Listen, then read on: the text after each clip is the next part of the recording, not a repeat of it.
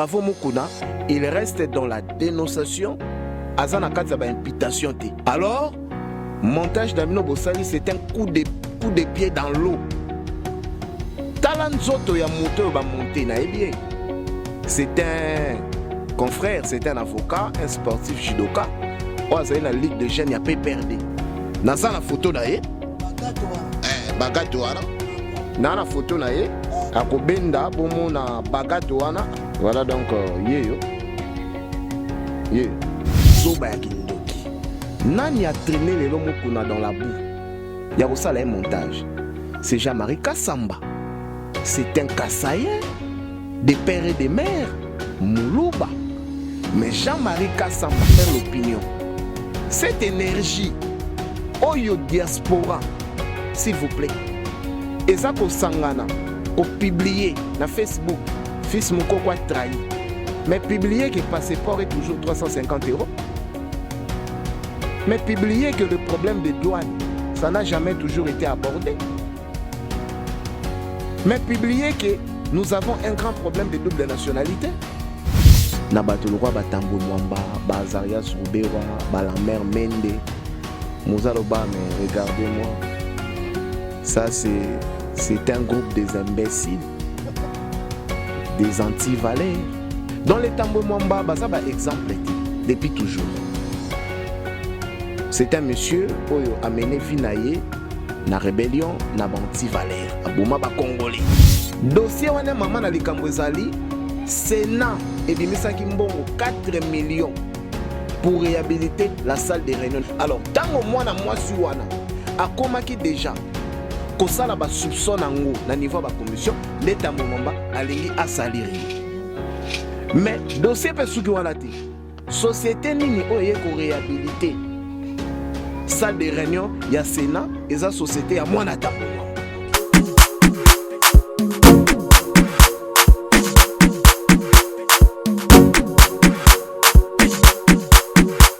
Mbote na balandinyon so ya ma passion télévision bozala kabongo ebele pona kolanda émission na mnobo lingaka mingi to sur la vérité o epesa makabongo na Bijou Meta Mama Fachi béton Mama Sociale la guerrière mille esprits. Donc le long de bozo mona biso so mokola le long na ebete beaucoup za la bongo ebele pona kolanda vraiment émission o bongo etali makambo ya politico actualité ezali vraiment tellement ebele.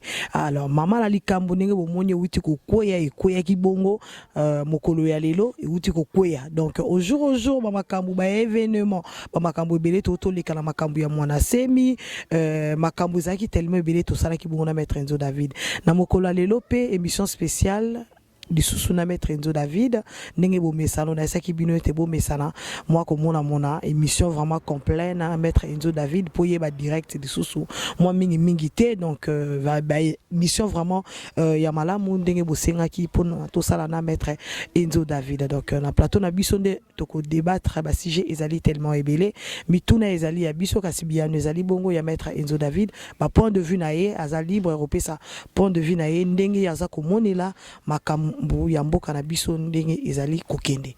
Donc bande ko bozala ebele vraiment pona kolanda biso na boke binyonso pona koyoka makambo nini to memeli bino na mokolo ya lelo to le kambala moko na invité na biso maître Enzo David. Bonsoir maître Enzo David. Ouais, bonsoir Mama Fachi. Bonne santé. Santé ezali très bien yo mozawa romona malgré confinement mais nzamba la robate là santé za vraiment kimia na profiter ko pesa pe mbote na ba abonné nyonso ya chaîne O Ma Passion Télévision ya Bijou Meta et mbote na ba téléspectateurs nyonso ba ozali baku ya Rolanda biso na pesi bino mbote belé kimia na mabota na bino et mbote na ba Mama Fachi nyonso ya mokili mobimba. Maître Enzo David ya coronavirus o ekangi mokili na moni maître Enzo David suki pe koli moya ko kata ta ezalité moya ko kata suki ezate donc tous en confinement confinement total. Et tous ces là, tant que bima na confinement, na mon pépé, il y a après confinement au les cana. Na kolinga pe ko benda matoi na bandeko na bamabota à partir il y a les 11 les 14 balobi to fanda na bandako. To fanda na bandako malgré to bala confinement bolé ki sa mukolo wana. bo batela bana bo mi batela parce que zali 3 jours moko ya marque de la bête oyo ko baluka na mokili soko rataki coronavirus ke ba ozo ya suka mi batela libota batela bana le 11 kino le 14 donc togolongwa kaka na style oyo ya suki ya barbe après ba le 20 mai. Voilà. Merci beaucoup, moi Namboka, maître Enzo David, les déboulonnaires, Molobeli à peuple congolais, maître Enzo David, toujours sur le plateau Nabisu à ma passion télévision, actualité, Ezali et Belé, Ezali c'est Kokoya, et toujours le Bayalelo ya Sika, Ezali Kokoya, et comme il bon mesano. Mais sous kana likambo, maman likambo, tomoni, moi Namboka, éveil Pascal Mukuna oyo asali éveil patriotique akoma kolobaloba côté mela makambo susu mingi kotukaka Joseph Kabila na FCC Mobimba siko likambo ekoya watozali na ngwezali ke Pascal Mukuna ba publier ba publication moko ya bolumbu butakala na donc etamboli na réseaux sociaux yo ko koloba nini na ba lema ya bongo mona mboka sali audio koloba ete kezali ete metango yo po moni bilili yango parce que zali mutu oyo ba elemeza ko komela yo tango moni yango réaction na ezali nini message nini okoki ko lancer na ba imboka o ba rolanda biso à travers ma passion télévision d'entrée de jeu déjà na sangoana eza non événement. Il y a Liboso et ça non événement. Au peuple congolais, il faut saisir. Na multiplier encore l'encouragement à l'endroit de l'évêque Pascal Mukuna, où il y a la flèche montante, il y a l'éveil patriotique dans le Canabiso. Et il y a mis les que la méthode, la méthode périmée. Il y a la méthode Yakala. Il y a la Kabylie. Et utiliser yango na ba politiciens ebele pour na ko discréditer bango dans la société pour na ko kanga bango kokosela bango ba makambo ebele ba exemple ezali tellement ebele ya bato yo ba monta ba scène ya mukuna kutu ba monter vidéo ya lokuta. OK. Mais mutoloko la dio mindonga la asala prison gratuite na makambo o ya salate ya viol sur mineur. Mutuloko la pasteur Coutinho Fernando bakenda ko bois kele minduki même na résidence bakotisa ye en conflit na moninga na ye mususu pasteur ngalasi na makambo asalate Coutinho Fernando asala 10 ans de prison lelo Coutinho Fernando abima na prison bato bazale belé ba Frank Diongo bakosela ba makambo ba moki a récemment a omoni mutaote kamalala mais comme tout ça na état de droit monimo kia abimi aza liberté provisoire abimi tipe le makambo sanini ekufa FCC ezali ba makambo bandeko nanga fo botika ba tinga makana eloko te pouvoir soki keye vous savez tant Mobutu bandeko kende général Mayele abengisi ba militaire ba ex-phase ba eko sala réunion na Kanchacha. Mayele ebisi bango lobi na minute oyo toza sous na moyen ya ko combattre te parce que AFDEL déjà est côté. Un bon militaire azalaka na service de la nation. To komitika na service ya ba konzeseka o bakoya. Ba mobutiste ba monaki zaki lokuta. Ba bino Mayele za lokuta Mobutu azali to kobunda wana Saddam Hussein nani Kongolo Mobutu amemi pe baninga ne msu ba soda ba okatsa na bitchingo bila me bat bande ka ko rivi tango muza koti le 17 mai c'est par là ils ont compris que régime essaie nini échanger mais bande ko na biso ya FCC régime ya Mobutu o ezalaki régime ya prédation régime ya dictature régime ya impunité o bazwaki occasion ya kokima na mbongo à l'état o bazwaki occasion ya komema biloko à l'étranger régime oyo ezali régime ya démocratie boza na moi malchance ya ko penser que nous sommes en train de vous caresser dans le sens des poils. Ça c'est une grave erreur oyo FCC akoko sala te bokanisa te population oyo azali accompagner les actions des chefs de l'État. Enfin, il y a qu'à rendre état des droits makasi population aza zoba ou bien ba institution ya mboka oyo bino bomesana ko ternir, à l'occurrence la justice, oyo bomesana ko piétiner eza zoba. Non, boza na problème makasi parce que biloko na bino ya na mboka wana, ba compte bancaire na bino eza connu, basi na bana na bino baza na mboka wana, état de droit ko beta yo fimbu et kangio biloko okoti boloko. Alors bandeko, botika manipulation. Évêque Pascal Mukuna, pasteur, azako sala musala en tant que peuple citoyen averti. Alobaki yango bandeko na ngai soki na bungaki bolimbisa ngai, mais il est temps pour nous de dénoncer. Bravo évêque Pascal Mukuna, parce que azo sala musala oyo ezali na kati ya constitution. Na article 64, tout Congolais a le devoir de faire échec à un individu ou à un groupe d'individus ou balingi bazwa pouvoir par force ou bien baza conseiller la pouvoir mabé. Na quel sous son article 5 o epesi Congolais souveraineté ya ko dénoncer ba comportement mabé. Bravo Mukuna, il reste dans la dénonciation, azana katsa ba imputation te. Koko c'est la batu makambute, azana katsa ko fingate. Alors, montage d'Amino Bossali, c'est un coup de pied dans l'eau. Talanzoto ya moto ba monté na ebie. C'est un confrère, c'est un avocat, un sportif judoka. Oazali na ligue de jeunes ya PPRD. Comme on a bagato sogi baigo to sogi nani. Azalaka na kitambo. Il fut d'ailleurs un candidat député provincial. Naza la photo d'ailleurs. Bagato wana. Ah bon? Na la photo na ye. Maître, soki maestro azali akobenda. Akobenda bomo na bagato wana azana même poitrine. Na photo ya vidéo ya Pascal Évêque Mukuna. Ba na vraiment la même poitrine.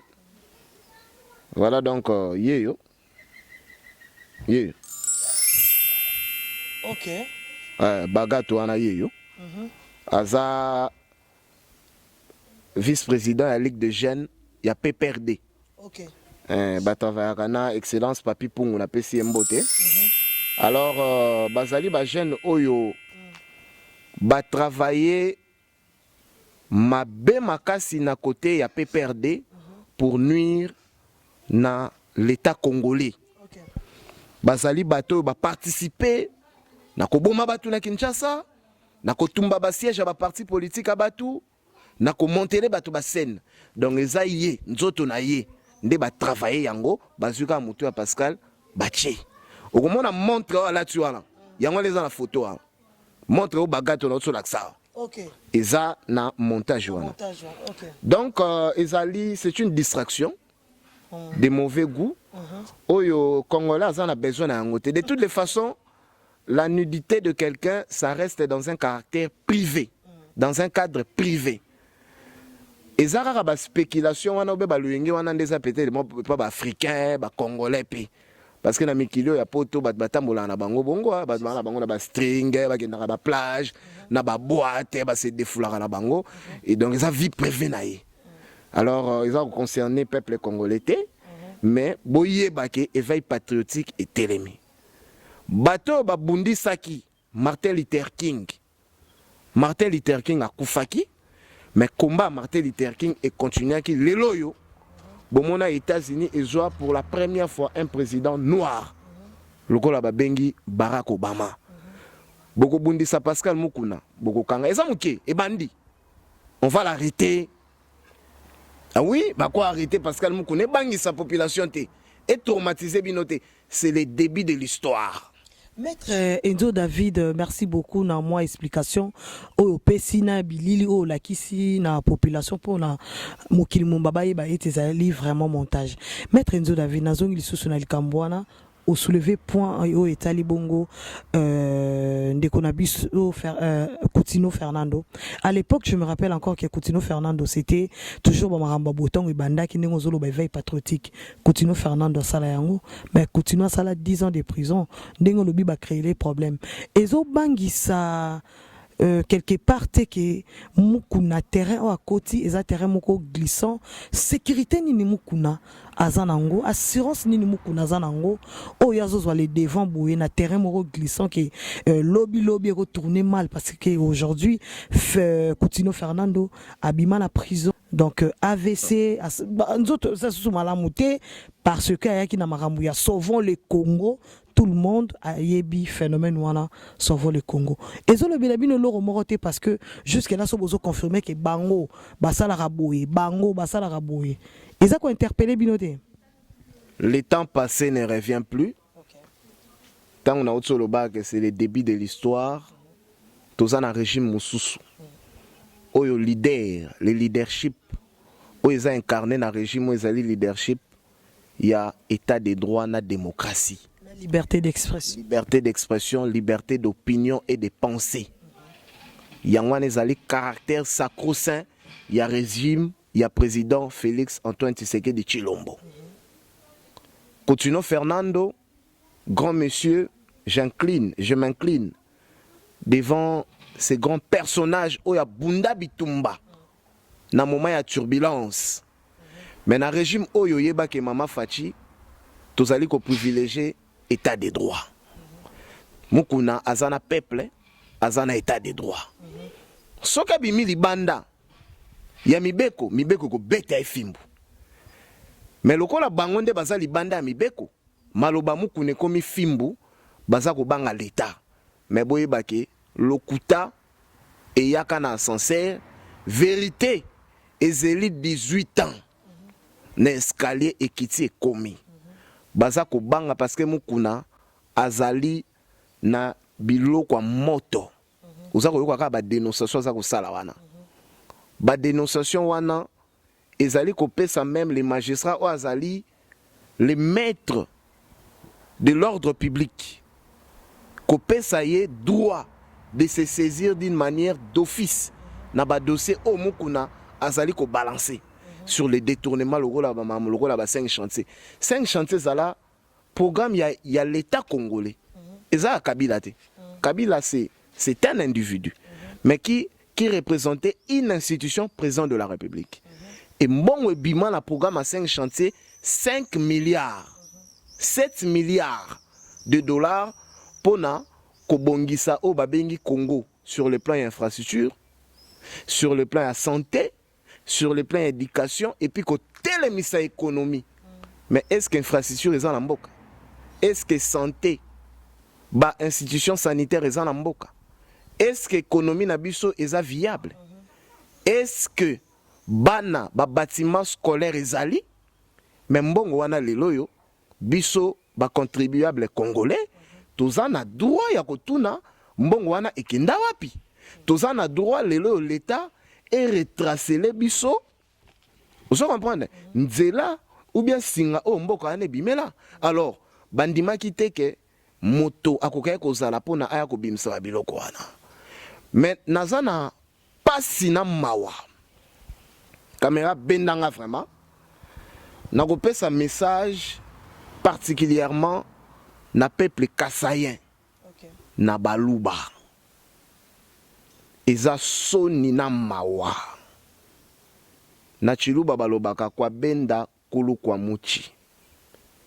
Mais lelo yotala soni oto kosala na mokili. Mobomi ya muning ya moluba eza moluba.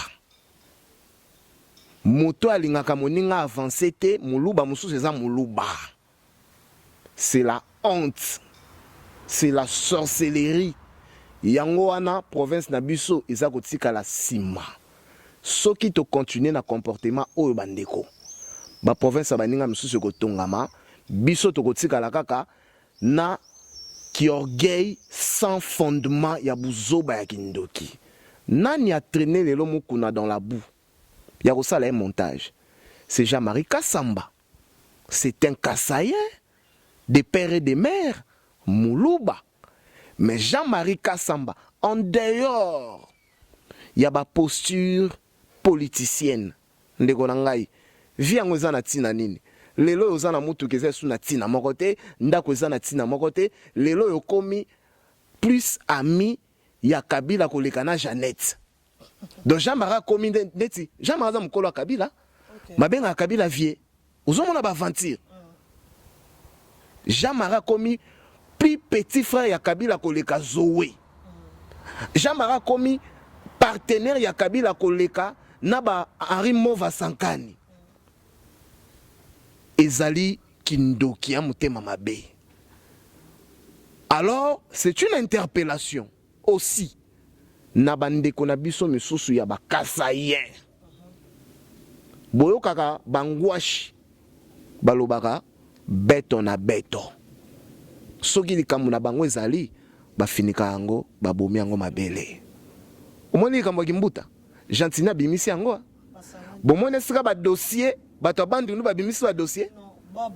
Bato bandundu bango tu bakangi minoko. Mbuta kizenga de son vivant. Bakende ko divorcer na mwasi. Boyebi yango. Kizenga mwasi aloba non divorce na ko fa na osute. Bakabola ba bien est-ce que likambo ane bima? Bandundu ba boma eloko wana. Baluba bo changer. Yoza tata, yoza mama, yoza elenge. Tolobaka masha momeno pona sentimata. Masha momeno ezali na ezali ezako bima na kati ya nzoto. Il faut ça la opasi tango lingo sala ndeko na muluba. Et ça la soni. Lelo ndeko na biso sans rival. Clochardisé na Kinshasa. Vagabondé. Personne. Atombola ta loboko loba. Bozwa moto jam oyo sans rival wa bunda. Bocha ata na cabinet. Bocha attaché de presse. Lelo sans rival a zongi en Afrique du Sud. Pasi na motema. C'était une parenthèse. Na kangi yango. Baluba oba na diaspora. Bo changer mitema. Toza na bolingo. Et pas ya bato likolo ya nzete. Soki tozo benda na biso na biso. Le fait ya kolongola ka koni na moto. Moto esa nini. Ego bomana. To longola ka koni te. To zongisa ka koni. To tambola elongo. To tindika. Moto azali boso na biso to pesa ya makasi. Merci beaucoup, Maître Enzo David, na makambo lobi et puis na conseil malamu oyo pesi na bandeko na biso malgré que oponika ka ba kasayen pour na repesa bango conseil. J'espère que ba kasayen nyo sur place bazali ba occuper conseil oyo bazongo pe na motema malamu na okota na katité peut-être Maître Enzo ayebi pourquoi lobi bongo asali constant na ye na makambo ezali ko salima a wa mingi na diaspora et puis na Congo Kinshasa. Maître Enzo David au soulever les kamomoko lobi sans rival à Bundi azongi na Afrique du Sud. Kasi tozwa ndeko na biso fils mukoko oyo lelo toyebi ke fils mukoko azali gardien du temple ya UDPS parti au pouvoir. Aujourd'hui tout le monde moi mikolomi bale awa fils mukoko kotambusa audio koloba ete fils mukoko soi-disant pour nous confirmer en côté soi-disant fils mukoko a trahir IDPS tout le monde bande qu'on a biso ndenge basali ba statut ba publier ba audio ba komi partout basali ba émission pour fils mukoko yo zali bongo maître avocat ozali pe bongo moko oyo batu babundi na terrain na kati wana ya UDPS tango ozalaki bongo na Kinshasa mais mwana mboka fils mukoko ezali nini makambo oyo ezali kosalema Maître Enzo David tango yo moni yango na liso na yo ya molobeli ya peuple komona fils mukoko elobeli yo nini Maître Enzo David na ba réaction ya mokili mobimba oyo ezali kolinga ko benda mwana mobali wana yo esali yo ndenge nini? Mama Fachi, wana pesa non événement. Congolais a préoccupé na makambo mususu. Congolais a préoccupé na nzala. Congolais a préoccupé na misala. Congolais a préoccupé na justice. Ndenge lelo komosa musala. Il faut pas détourner l'opinion na ba problème moko o ezanango na fondement moko te. Donc fils mukoko tolanda ki ba audio, tolandi ba audio oyo tout le monde a partagé. Mais moi, en tant qu'avocat, nazali na authenticité à audio anate, donc je ne peux pas me laisser berner ya ko sala ba communication ou soit ya ko confirmer babiloko o eza non fondé. Du reste, ezala fondé ou pas, c'est une distraction. O ezali ko bakise la congolais et loko mokote. Néanmoins, Mukoko c'est un fils maison. Mutako longola identité ya combat, ya résistance pacifique, ya nzala, ya makolo, ya moi, ya masasi, ya bagaz, azate. Motopa koko ma fils Mukoko mususu a parié, azate. Non, à un certain moment dans la vie, oyebi on est humain, l'erreur est humaine. Bamaka mususu komaka par souffrance. Moi na moni ah mais nanda kuna biso papa pesa mbongo libanda mais biso nanda kuto souffraka. Moi na ko moyibi. Moi na ko bisenga senga. Mais ce n'est pas le cas pour na Mukoko. Ozakola na mama Fachi. Yo longwa mama mwambuite pour na yoko mama fils Mukoko. Yo longwa papa kasongate pour na ko ma fils Mukoko. Non.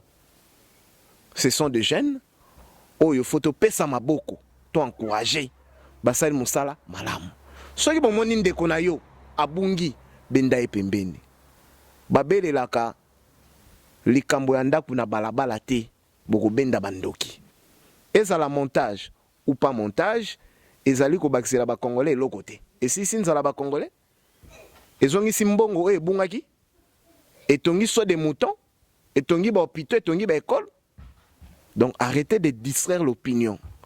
Cette énergie, oyo diaspora, s'il vous plaît, eza ko sangana, ko publier na Facebook, fils Mukoko a trahi. Mais publier que le passeport est toujours 350 €. Mais publier que le problème des douanes, ça n'a jamais toujours été abordé. Mais publier que nous avons un grand problème de double nationalité. Il faut les publier. Il faut tous se mobiliser pour des causes nobles et justes. Tangu mokili ekolanda biso bande kwa bikolo mususu babi abato yo bako mayele. Mais tangu bato bikolo mususu ba otuna bino oh. Mais qu'est-ce qui se passe? On voit le Congolais agité sur les réseaux sociaux en train de publier un tel a trahi. Qu'est-ce qui se passe? Oh un tel il est combattant parce qu'il aurait c'est une bassesse. Okay. J'encourage les loyaux, sensibilité et opinion comme Nango.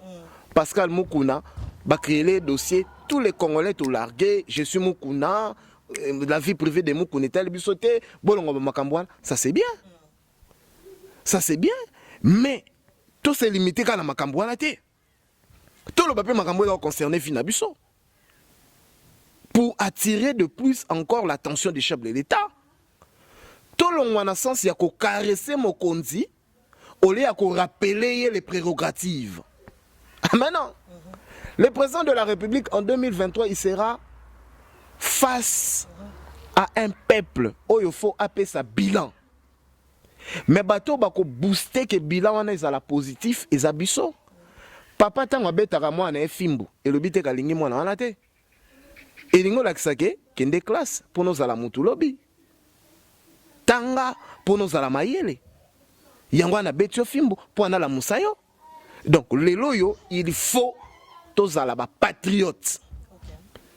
Nazako bandela nazako loba. To bundi combat ya alternance. C'est un grand combat. Mais totikali na guerre de comment maintenir le pouvoir le plus longtemps possible. Pendant qu'on met ma Congolais, à comme na moi ba substrat, na moi fondement ya mouké, ya moi qui bon moto. Il faut au moins 30 ans. Ya bateau bana mité malokola Tshisekedi. Mais toko bungisa bleban auto na ngote na maboko et kende pa batu mususu likolo ya distraction. Merci beaucoup, Maître Enzo David. Merci Nabalandignon, soya ma passion télévision. Ndenge boza Rolanda biso malembe tozali koko batoza kozwa moko. Maître Enzo David azali kofongola poke po yazalaka moto ya polé les vérités. Donc dédicace spéciale à Fédéral Robert Biongo na peso Bambo Tebele, Maman Bernadette Chungu depuis Dijon, Bambo Tebele, et puis sans oublier association les Maman Fachi béton toujours. Donc Boutalara Maman Fachi, on est toujours ensemble. Maître Enzo David a fait Tambou Mwamba. Tomoni Bongo, président du Sénat, na Katia Sénat, na Madame la sénatrice, Madame Bijougoya, et sali scandale, affaire privée. Oui, Zalaki Nango, Italaki ba Congolais. Rôle ya Séné Zali nan nini poto yeba peut-être toyebi yangote, ba Congolais msusu peut-être ba yebi yangote. Fongola biso rôle ya Sénat ezani ne tango bango ba kendara ba séance. Eza po basala nini? Ezali po babanda ko s'attaquer entre bango na bango ba vie privée. Ezali po ba kende ko sa nini expliquer biso na mwa mukie na likambo etali affaire Tambou Mwamba. Eza Sony Passina Mawa. Napesi Laurent Désiré Kabila Mosé raison, paix à son âme, héros national. Tant que journaliste va poser question, na batoloroi ba Tambou Mwamba, ba Azarias Rouberois, ba la mère Mende, Mozaloba, mais regardez-moi, ça c'est un groupe des imbéciles, des anti-valeurs. Voilà, Mosé Laurent Désiré Kabila. Le patron de AFDEL, oh Lelo a engendré PPRD FCC. Dans les Tambou Mwamba, ça va exemple été depuis toujours.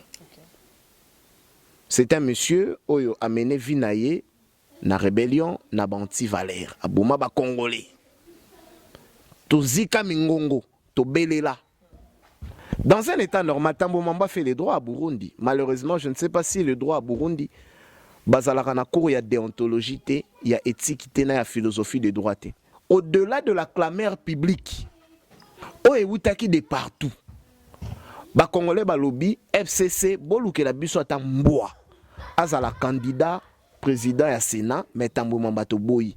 Tambou Mwamba ye moko aboya ase genate. Comment mokili mombeko boyi eko loba ke to boyi yo mais yo moko lobi na miche. Donc Tambou Mwamba ayawana par défi et na complot il y a FCC. Mais regarde le scandale qui va se passer na Sénat, na perchoir. Il y a une grande assemblée. Le Sénat, dans le jargon tobengango, la chambre haute. La chambre haute signifie la chambre de la sagesse. Parce que na Sénat, il faut avoir déjà au moins 50 ans. Pour intégrer, pour être sénateur. Donc, Motona Ajuana a koti na maîtrise ya vie, na sagesse. Mais Tambou Mwamba, azano na ba impulsion ya kibolenge.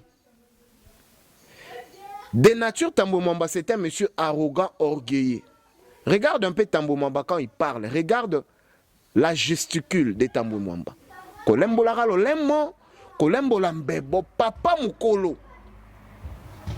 Kocha misologo la moisi. Tambou Mwamba va aborder un dossier privé avec toute légèreté. Nako qualifier une dame, une femme sénatrice honorable de son état.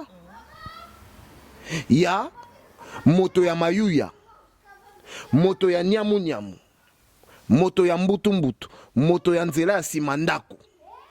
Que tu te rappelles pendant nos moments de campagne, d'ailleurs tu étais venu me voir pour que je présente ton dossier au bureau du FCC. Mais ton dossier n'a jamais été retenu parce que tu n'as pas qualité, tu n'es pas compétente et tout et tout et tout.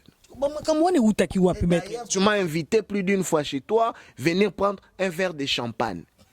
Maman Fachi. Na Sénat, oh ba Congolais ba futa pako, impôt na bango. Na Sénat, RTNC, la chaîne nationale. ezali kozwa comment ba sénateur ba ça misala Tambwe Mwamba a moni dossier à Koloba. Il est venu régler les comptes privés dans un endroit public à inhonorable à une sénatrice dans l'état Yabapaya. Et il y a la démission d'office. Il y a Tambwe Mwamba. Par respect, par élégance. Et à ceux qui ont été, Tambwe Mwamba va saboter toute une assemblée. À lever séance te abimi. Alors, le rôle à moi, soit beaucoup bima, ngana bimi, à boy lever séance. Quel sabotage! Donc, vous allez comprendre, dans les chefs de Tambwe Mwamba, les responsabilités, la médiocrité, les antivaleurs. Et sali Sony et sali Mawa. Mais balingi ba kotisa nyamu nyamu. To bunga dossier wana na simeza nini? Tambwe Mwamba azali mutu ya ba je ya simandako. Dossier wana mama na likambo ezali Sénat ebimisaki mbongo 4 millions pour réhabiliter la salle de réunion. Na habité salle de réunion Sénat. Eza na dimension modèle nini? Eza na bakiti ya modèle nini? Ba machine ndenge nini pona ba réhabiliter ngo na 4 millions. Alors tango mwana mwasi wana akomaki déjà kosala ba soupçon nango na niveau ba commission nde Tambwe Mwamba alingi asaliri. Mais dossier pe suki wana te. Société nini oye ko réhabiliter salle de réunion ya Sénat eza société ya mwana Tambwe Mwamba. Et Tambwe Mwamba c'est un récidiviste. Abanda makambo wana depuis ministère ya justice. Ba prison nyonso ya Congo no moni wana. Tambwe Mwamba donner le marché pour na biloko akolia ba prisonnier na bana na ye. Mais soko ke na ba prison ya Congo bato bazali kuna ba moribon babande kolia te boyela bango ba madesu kuba ya kala ba biloko bela raté mbongo nyonso ya l'état e bande ko pesa pona ko batela kolesa ba prisonnier et bande okende na famille ya Tambwe Mwamba. Donc c'est un antivaleur. Je m'adresse au bureau de l'Assemblée du Sénat. S'il vous plaît, chers honorables, chers sénateurs et sénatrices, il est temps pour nous, le peuple congolais, de démontrer face au monde que nous sommes un peuple qui connaît son destin, que nous sommes un peuple éduqué, intelligent, instruit. Je vous demande, au nom de la solidarité nationale, je vous demande, au nom de l'État congolais, de mettre en action une motion de censure contre M. Tambwe Mwamba. Pas une motion contre le bureau, la présidence du Sénat, mais une motion de censure contre M. Alexis Tambwe Mwamba. Que Tambwe Mwamba, par élégance, si vous aurez l'occasion de suivre cette émission, ou soit votre assistant, votre parsec, par élégance, M. Tambwe Mwamba, ayez le courage de déposer les tabliers, démissionner, monsieur. Démissionner comme président de l'Assemblée nationale. On ne peut pas accepter, dans un État, un président du Sénat, suivant la constitution de la RDC, le président du Sénat est la deuxième personnalité de la République, après le président de la République. Donc aujourd'hui, Tambwe Mwamba joue le rôle du chef de l'État par intérim. Le président, il peut être empêché, il peut être en déplacement. C'est Tambwe Mwamba qui engage l'État. Mais comment on peut avoir un haut responsable de la République avec un problème de la moralité, avec l'impolitesse notoire? Ce n'est pas du tout sérieux, ce n'est pas du tout normal. Je demande à M. Kabila, Joseph Kabila, évidemment, moto alarana mabe alarana malamu. Mais c'est un monsieur, monsieur Joseph Kabila, je vous demande en tant qu'autorité morale du FCC, moi je connais vos qualités, vos capacités de moralité. À un certain moment, à travers vos gouvernements, vous avez eu à sanctionner beaucoup de gens qui se sont livrés dans des comportements de barbares, dans des comportements, il y a bololé, il y a zoba, au sanctionnat bango. Demande la démission de M. Alexis Tango Mwamba. Tindela biso moto mosusu pour le compte du FCC, azala candidat, présent au Sénat et copé sa kimia na kata société. À la femme aussi sénatrice, Madame Bijou Goya, c'est ça? Ouais. Bravo. Pour une fois au Congo, en RDC, nous avons une femme brave. Oua tomboli mongongo pour na côté le misa dictateur. Nakati ya institution, nakati ya parlement. Bravo madame. Boyende kolo etambolaka. Merci beaucoup, Maître Enzo David. Tu as vraiment coco malé mais pop qualité. Tu as chité vraiment dans l'émission Nabiso. Il y a mon colalelo. Tu as eu bongo à faire il y a 100 jours. Parce qu'il y a des alliés sous canal Cambo, les alliés événements de l'année 2020. Donc, Mokili Mobimba. Monde entier ils allaient causer là événement ils allaient bongo audience il y a directeur, il y a cabinet, il y a chef de l'État, Monsieur Vital Kamere, où ils allaient bongo fixé le 11 mai 2020. Mais mon amboka a qui audience publique. Mais Kolandisa mana mokolo alelo moi ba nungu ezali ebele par rapport il y a makambuta 100 jours il y a oyo balansaki pona ekolo RDC ba makambo ba fixaki pona ndeko Vital Kamere oyo ezalaki ba 15 millions ba 48 millions ba 57 millions ba makambo ezaki belé mais lelo koka moyete na kati wana makambo wana ezali susute tokomo yoka nungu ekomi bat bakomo loba na se na ebité Maître Enzo David okoko expliquer pour population congolaise nini pour te comprendre eloko yango ezali nini bangi bala biso pongi ya ba bébé ezali nini parce que population monde entier ezali causer la procès wana ya Vital Kamere pour balobi ete Vital Kamere azali moyibi ya monde entier moyibi ya mokili mobimba siko Maître Enzo David okoko expliquer la population congolaise pour te comprendre moi mukie pour koloba belete moi mukie par rapport ya makambo ezali koleka na mboka na biso concernant audience ya Vital Kamere. Merci beaucoup Mama Fachi na motuna ya malamu. D'abord nako rappeler principe au tsuko bimisawana ya le principe lié na procès. Le procès a toujours eu un caractère public. L'audience est à la publique. Ça dépend maintenant na ba audience mususu na ba cadre coutumier ainsi de suite. Okay. Et voilà.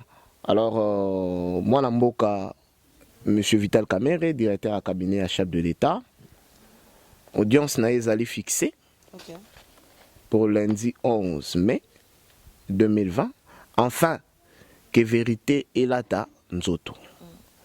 Et c'est vérité gozala dans tous les deux sens. Dans le sens, il y a qu'on retracer les dépenses de l'État, nandenge salemaki. Dans le sens, il y a qu'on zonga na personnalité na ye, ou ezalaki terni. Mais na kopesa ba grande ligne. Okay. Et sali pasi, et sali soni, et sali mawa. Moto azalaki objet à lynchage.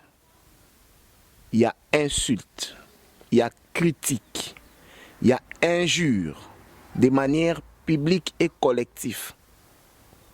Sur dossier, soi-disant, il y a détournement, il y a fonds publics, il y a 370 millions. Alors que nous sommes des intellectuels, les loyaux, décaissement en totalité par le trésor public. Il y a programme, il y a 100 jours, et Zalaki, il y a 259 millions.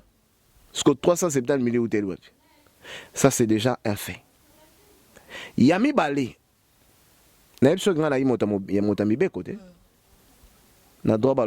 donne-moi les faits, je te donne le droit.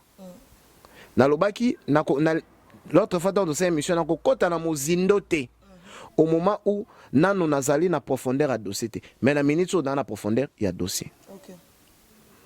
nous tous tolandaki mwana mboka Gabin Lolendo azali porte-parole à INC, en même temps avocat conseiller à Vital Kamerhe.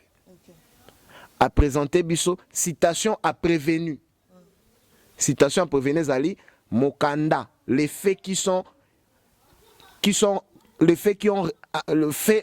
reprochés à Vital Kamerhe. Nakati wana so de moutons ezate 15 millions ezate 10 millions abakisi ezate nakati wana etikali makambu ya ba maison préfabriquée. Mais a expliquer pe méthode nini oyo bango contrat nini o basignaki pour na kozwa ba maison préfabriquée. Donc, vous allez comprendre que le dossier de Kamerhe aujourd'hui est commis kolongwa na maboko ya ba juge. Donc, toko kende ko conclure que zalaki dossier politique na ngambu ya ba détracteur ya FCC. Okay. Mais toza kotika justice dans son indépendance à sala mosala. Mukola le 11 peuple congolais a kende. Mais moi ici en tant que politicien, en tant que pro fatigue compatible, auto bundi na kata cash, j'invite les membres de cash, la coalition INC IDPS, Yako Kende, ko assister moi na mboka Vital Kamerhe. Oh maître Zoda, vitango lobi bongo, balobi était INC cash chez eux société ça ko existait et INC ba ko travailler sur na IDPS te nous allons inviter bon, oza ko inviter bon wapi pour bokaboniza des gens ko inviter bon wapi. Balobi cash eza lisusu te, balobi yango na Facebook, balobi yango na YouTube, balobi yango na Instagram, na WhatsApp. Cash eza lisusu te, Félix Mutalobi yango. Le même jour où on va arrêter Kamerhe, Félix Tshisekedi, président de la République, il va recevoir le bureau de l'INC.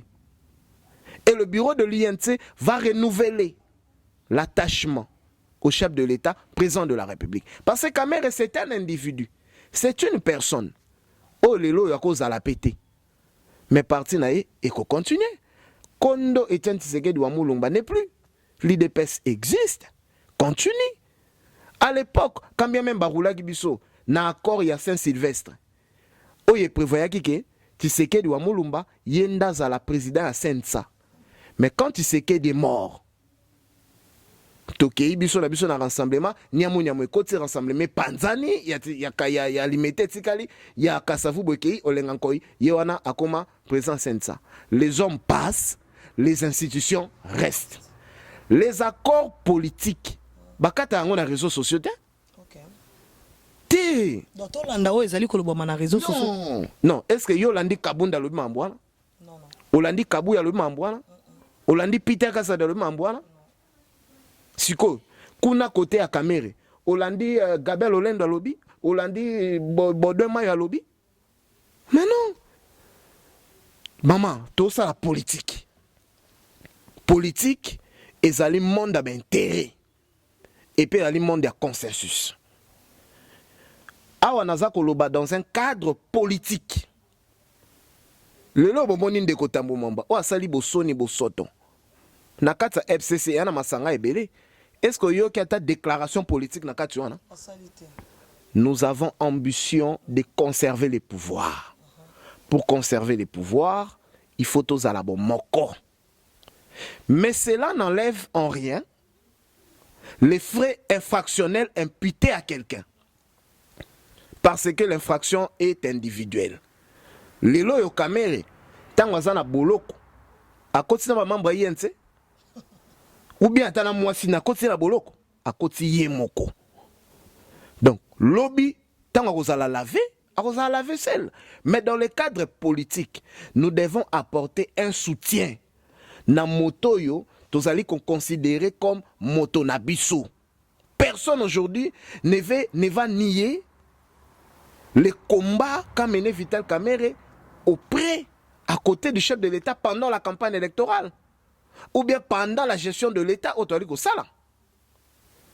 Mais ce qui, justice, est considéré que après avoir réunir les éléments, il ne faut pas que bosse un acteur et un combi probatio. La preuve incombe à celui qui la lègue. Il faudra encore que la partie civile, heureusement que dans cette affaire, la partie civile, c'est l'État congolais. C'est le ministère public. Yende Moto, Azali ko allégué ba fait. Et donc, ministère public, ceux qui va confronter Kamere, na batoyo, bazala qui va présumer, ba société qui moibi. Et que justice et Monique Maloba Kamere, eza lokuta, na ba fa brandi eza lokuta, ba ko condamner. Et nous allons tirer nous allons tirer les conclusions de droit. Mais nous ne le souhaitons pas. Tant que souhaitons en tant que famille politique moko cash. Tolingi te to mona moko ya biso aza na place ya pasi. Yangwana awa nazali ko renouveler soutien na ngai na ndeko Vital Kamerhe, tolingi kimia na Congo. Tolingi mokonzi mboka asisa mandat na ye, 2 mandats na ye na sembo na kimia. Tochela potopoto na mabele te. To ana besoin ya bomoko na kati ya lisanga o tozana yango. Mais awa pe na robenda matoi na ba charlatan. S'il vous plaît. Maître Enzo David. Robenda matoi na ba charlatan. Président de la République, azali na besoin ya ba musicien ba embele banzembu te. Ali na besoin ya batu ba sala politique na bango na kombo ya batu te. Ali na besoin ya bato baza ko memela ba proposition et puis bato ba ko dénoncer. Et donc awa bato bazali ko publier ba biloko ya buzoba na ba Facebook na ba YouTube pour na ba vue. S'il vous plaît, ezali ko aider mokonzi mboka te. Ezana litomba moko te. Je vais ouvrir une petite fenêtre. Maman mokonzi, première dame, maman Denise. Depuis bakangi mwana mboka Vital Kamerhe. Bomoni abimi? Non. Bomoni alobi? Bomoni osala tournée? Azana esengote, azana passi. On ne fait pas la fête lorsque ça brûle chez les voisins. Aujourd'hui, ça brûle chez nous. Kamerhe, c'est un partenaire du pouvoir. Tozana enanzela, tozala ensemble, tolongwana ba polémique à caractère tribal. Mais Maître Enzo David, en osant le baboui qui va te belé bazo yino malamoro. Quand nous avons eu parole, vous te belé ba yinio, nazo qui retour, na ba commentaire, ba message, ba bi maman Fati, Maître Enzo David a trahir biso, Maître Enzo David a trahir biso, Maître Enzo David a comment soutenir Kamerhe, c'est qu'elle là. N'habite Maître Enzo David, li kamo peso zolo ba moi mingi. Oh, pesa pour moi explication, pose libre. Yo zano molobe la peuple. Oko tika yango pete lata yo kaka bongo na bito koloba nini par rapport à babiloko wana oyo batu bazalaka nango déjà kaka na mituna bango koloba loba yo étant que un homme libre oza libre ya pesa opinion na yo ndengo lingi ba réaction ya bandeko na biso et ça la ndenge nini tango mona ba commentaire ba message poto zwa nyonso et ça la ronde caméra bendanga Maître zongo bombarder tonine oh caméra bendanga bongo sanga nini. Voilà donc Mama Fachi et Belele Moussou Bayekoye ba Maître Enzo David na 2019 na 2020 ben à 2018 Maître Enzo David Enzo Tomeke Bokonote. Je suis un politicien dès mon enfance.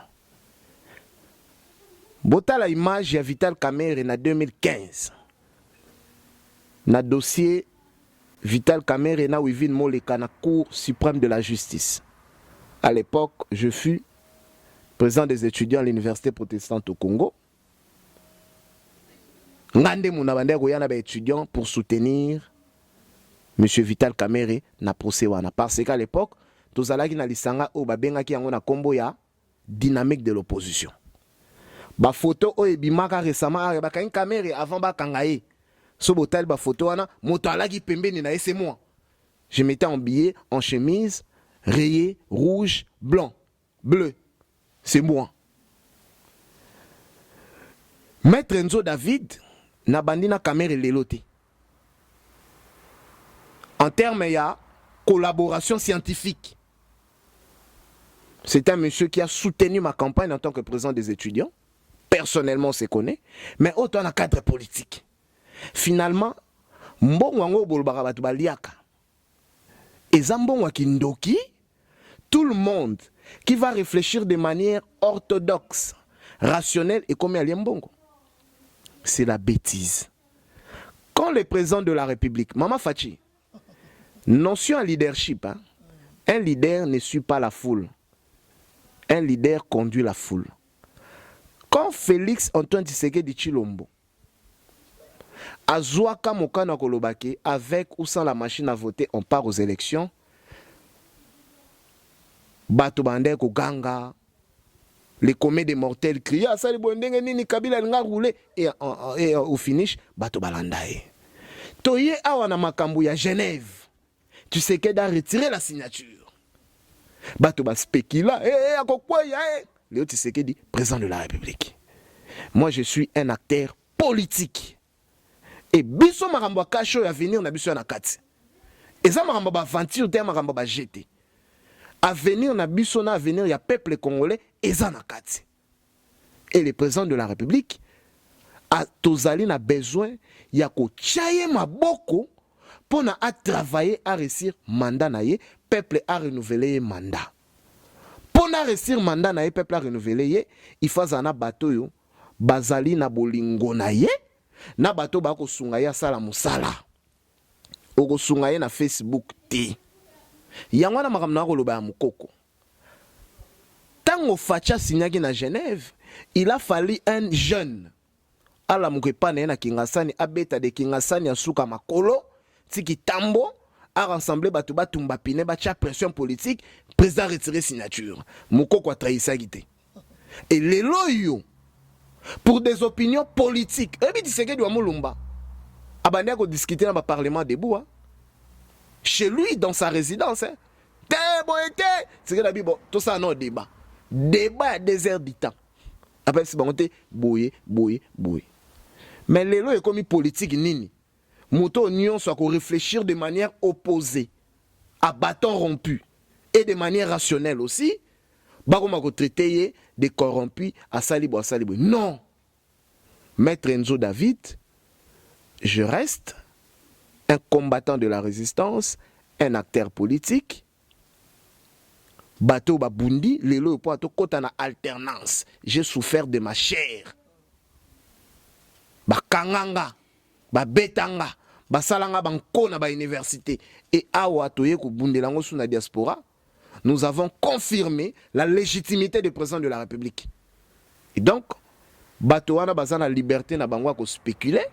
Moi, en tant qu'acteur politique, il y a les lotés, il y a Kala. Je reste dans un cadre politique. Il y a qu'à soutenir mon Konzamboka, Félix Antoine Tshisekedi Tshilombo.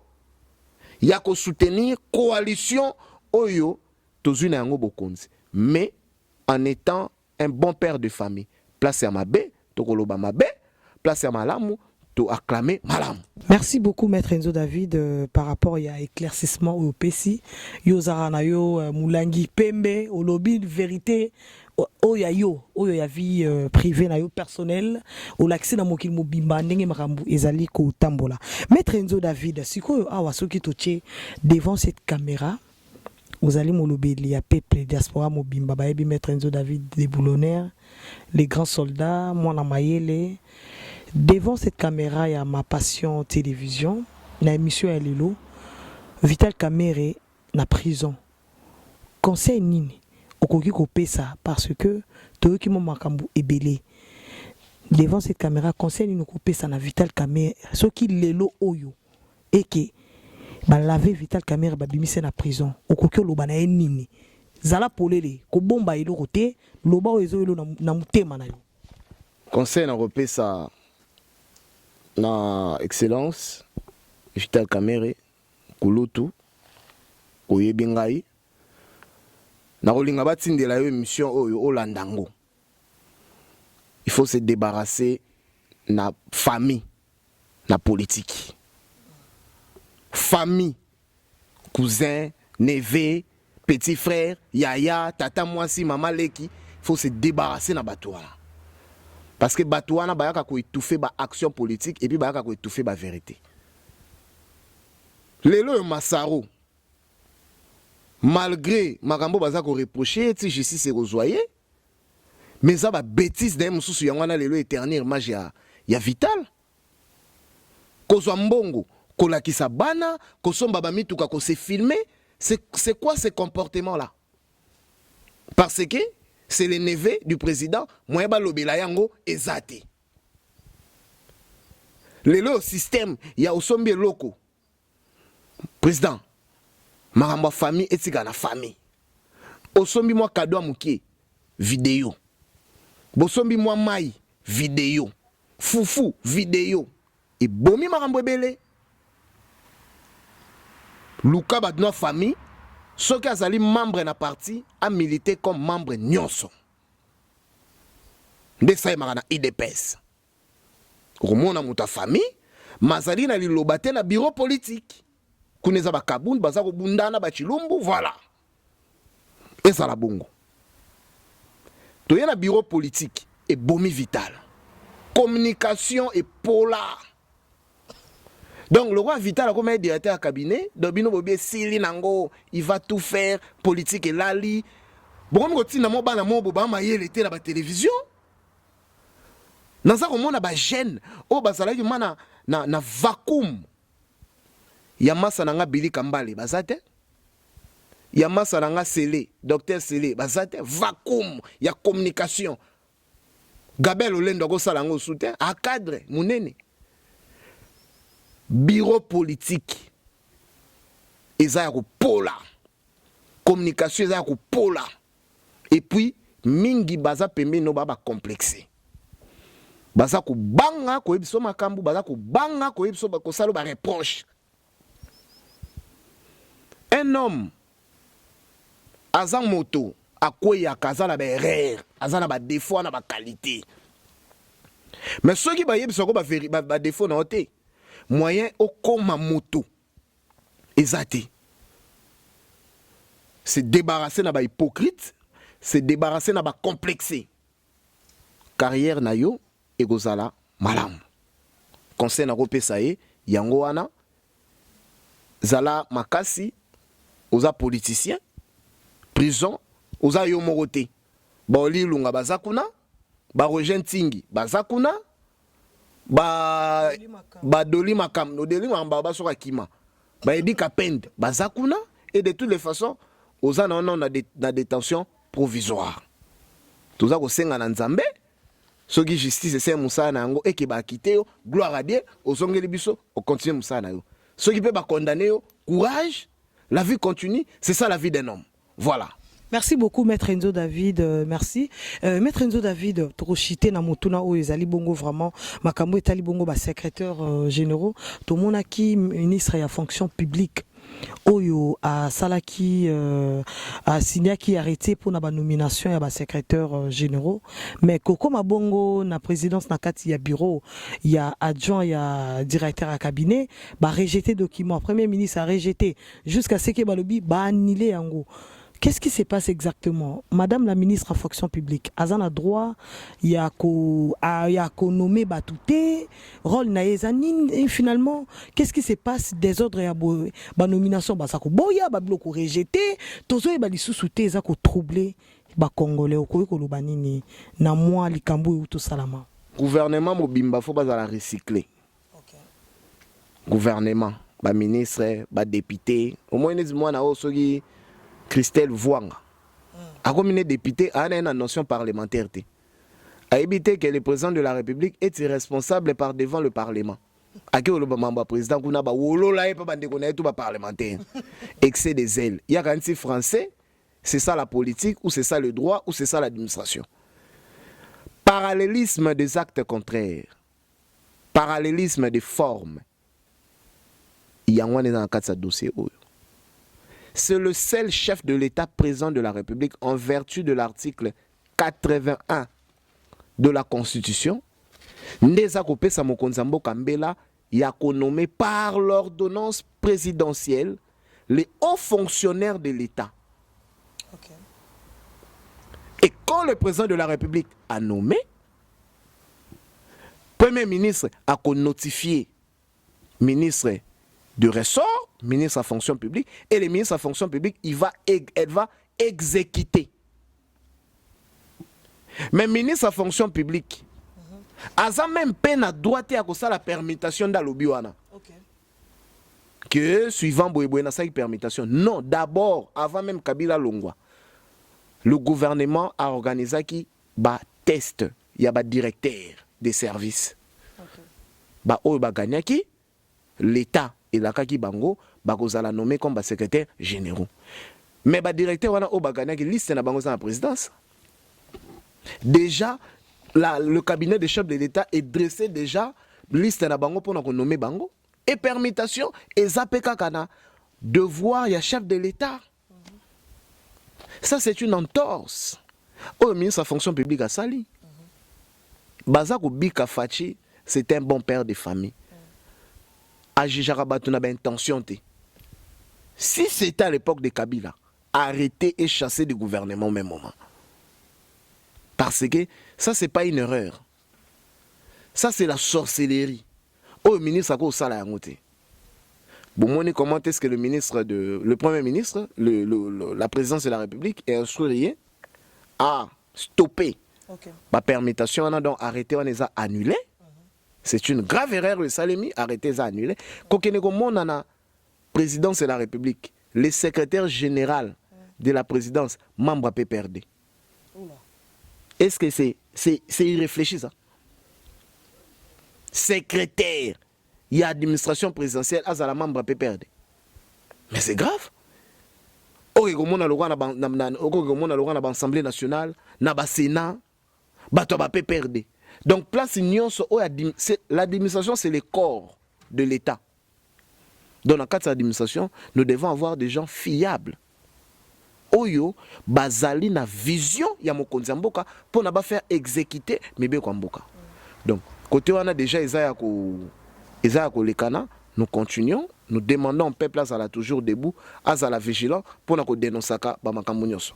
Merci beaucoup maître Enzo David, merci vraiment par rapport à biano pesina mituna na biso to comme vraiment na suka il y a émission na biso alelo to sur la vérité donc ba question ezaki ya biso ba réponse ezaki bon ya maître Enzo David pour to silisa émission na biso mokola lelo un mot pour na gouvernement actuel, un mot pour la vision, il y a chef de l'État, son excellence Félix Tshisekedi Tshilombo actuellement. Gouvernement actuel, mon angai en tant que patriote, en tant que peuple congolais, ezali naza ko senga na bino bozaba na mboka, tozaka na mboka moko RDC. O mokonzaza moko Félix Antoine Tshisekedi Tshilombo. Bomoni na mikolo mikie o asali na mokona bokonzi, azali na volonté politique ya ko bongisa mboka wana. Mais balobi mosapi moko et sokola kelongité. Mettons nos divergences à côté, nos appartenances politiques à côté, privilégions l'intérêt du peuple. Pour Naozala Mokonzi, il a fallu que ce peuple-là a mouillé maillot, a kene na urne, a ponayo. Bolanda, volonté à Mokonzi Mboka, yako sunga peuple wana alia, yako sungaye à vivre décemment, yako sungaye à zala na droit à santé à malamu, yako sungaye bomoni gratuité enseignement au Mokonzi Mboka yenango et continuer et oumela. Na mokonzi mboka chef de l'État, Félix Antoine Tshisekedi Tshilombo, félicitations pour des nerfs solides. Depuis que le Congo est à la Congo, c'est la première fois que tous les mokonzi ont eu pression na ebandeli ya mandat na etisikoyo. Et pression est dans tous les sens. Tikaye, longolaye, kangaye, bomaye, oza étiquette, oza boete. Mazako continuer kusala. C'est ça un homme. C'est ça un leader. Mobali alandaka makamboza koleka na sima mokongote. Atalaka oza liboso pona affronter. Fachi a pasoli glace. Ndeleza ko fongwama, misaleza ko continuer malamu. Mokonza mboka continuer na elan oyo pona Congo ezwa bon somi. Kinta ya Congo ezala bénéfique pona peuple congolais. Voilà, Ongana Koki, Koye Bisayo, comme citoyen congolais. Mot de la fin pour tout clôturer. Mot de la fin, na pesi mbote na bande konyo so oyo ba bazuli bakwa kolanda émission oyo mbote na bino na pesi partenaire officiel. Ya chaîne Ma Passion Télévision Leslie Keta depuis Washington. Banque mondiale, FMI, Leslie Ketambote Yangwana, partenaire officiel à Ma Passion Télévision. Na pesi bongo ba maman Fachi ya monde Mbote Belé, maman Françoise Mbote na yo na Allemagne. Na pesi maman Janine Kadi Mbote Belé na Suisse na Lausanne. Papa Félix Kadi Mbote Belé na Suisse na Lausanne. Na pesi Pasteur Boukassa na maman Rose Boukassa na Zurich. Bambote na bino commando José Beya. Mbote na yo ba maman Fachi, maman Pauline Ochumba, maman Mireille Diaya, maman Bernadette, Njoka, ba maman Nabiso Viviane Mbote Belé, maman Babette Meta, Mbote Belé, na bino nyonso obo ozali baku ya Rolanda émission, on est ensemble. Na pesi awa na fédéral Robert Biongo, Mbote Belé et Lombe Mobali. C'est ça un homme responsable. Kumbela Bana, tout ça c'est la procès les 11, on est ensemble na bino nyonso obo ozali baku Rolanda biso. Que Dieu vous bénisse. Merci beaucoup, Maître Edzo David. Merci na ba abonné nyonso. Il y a Ma Passion Télévision. Bato nyonso bo sepelera bongo na émission Oyo Toso la vérité Zalaki bongo. Bijou Meta, la VIP internationale, Maman Fachi, Béton, Maman Mokonzi. Donc merci na bino nyonso bo partager émission Oyo Rozala Malamu mingi bato nyonso bo vraiment libaku ya kolanda biso. Merci na bino parce que à travers bino de Ma Passion TV et Kendara Liboso. Merci beaucoup honorable éditeur Lokang, honorable dédicace spéciale Nayo et puis maman Janine Kadima na Suisse, maman Pauline Ochumba. Merci beaucoup maman, papa Palpitukina, mes condoléances parce que tu as eu mon matin, mes condoléances papa Palpitukina, on est ensemble et puis na batno so bosepela na mama Fachi, Bijou Meta, Machechi Bango, yayo yangoana, nani susu na bo Sainte José Béa le Rambo yayo yangoana. Donc c'est la fin de cette émission. Tokutani bongo prochainement pour na élément susu. N'hésitez pas surtout ya ko benga biso mais ikozala après des confinements nde tokobanda koyamba batu nyonso mpona participer na émission Oyo Toso la vérité batu nyonso.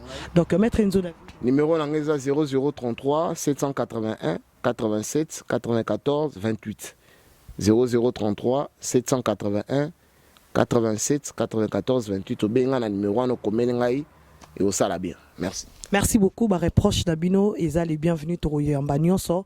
Ba mituna pe mususu boza nango boza ko se poser, n'hésitez pas surtout. Boko mela biso, bobenga biso, boza dessus to yamba bino to ko répondre na ba question nyonso. Merci beaucoup et à bientôt. Bye bye.